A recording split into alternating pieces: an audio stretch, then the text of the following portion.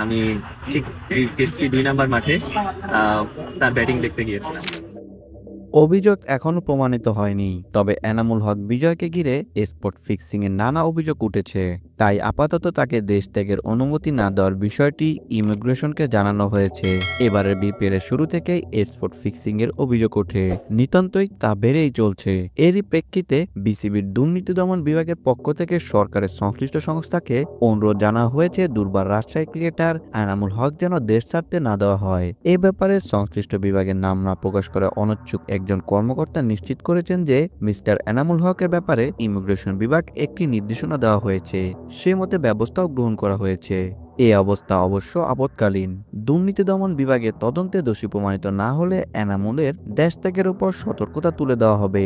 উল্লেখ্য, মৌসুমের শুরুতে দুর্বার রাজশাহীর অধিনায়ক ছিলেন এনামুল, পরে তাকে সরিয়ে তাসকিন আহমেদকে অধিনায়কের ঘোষণা করে রাজশাহী।